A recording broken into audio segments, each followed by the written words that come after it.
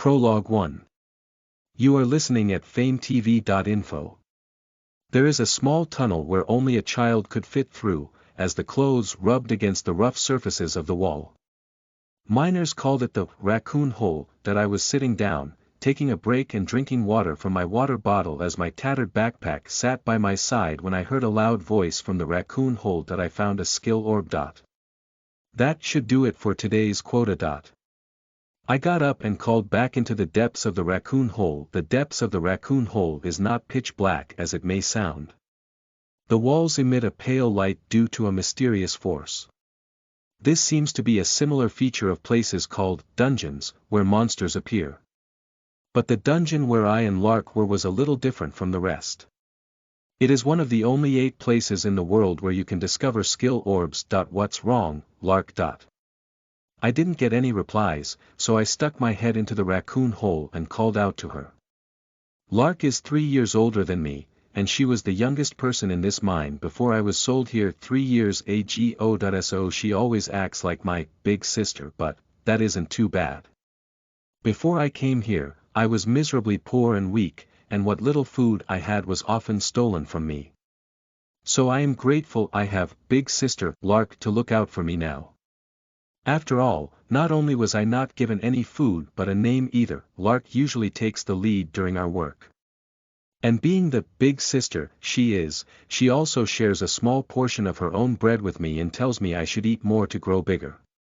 Well, it is true that I am quite short due to being undernourished anyway. Lark should have come out of the raccoon hole as soon as our imposed excavation quota of 10 skill orbs per day was completed. However, she hasn't come out. Oh crap. Did a monster get her? Chills ran down my spine. This is a mine where skill orbs are excavated. As such, only a limited number of adventurers and mining slaves are allowed access to enter. But we're not the only ones down here. There are monsters, too. Children like us have to take the initiative to excavate skill orbs in raccoon holes. The reason is not only due to physical limitations of an adult, but also because monsters are less likely to appear. However, less likely does not mean never. In the past, there seems to have been a case where a slug monster attacked and melted a child in a raccoon hole with dead ends. I'm coming for you. When I remembered that story, I immediately grabbed the chisel hanging from my waist and slid my upper body into the raccoon hole.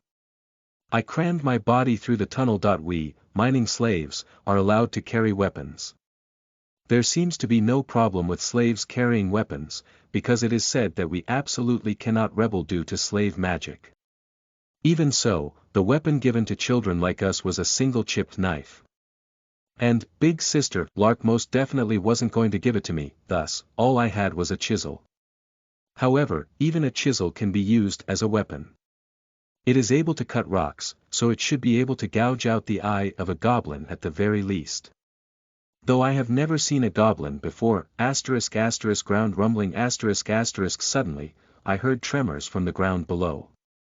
At that moment, my heart was in my throat, but I can't leave Lark behind. I'm coming to help you. As I crawled through the tunnel on my forearms and knees, a damp, soft, clothed surface met my face. Hey. What are you doing in here? Oskming I was coming to save you. My face was buried in Lark's ass. Don't move, you idiot. It tickles. Ya. Lark started laughing due to the ticklish feeling and threw out her leg wildly. Her leg caught me in the jaw, causing my head to bang against the ceiling of the raccoon hole. Listen to the full novel at FameTV.info, direct link in the description.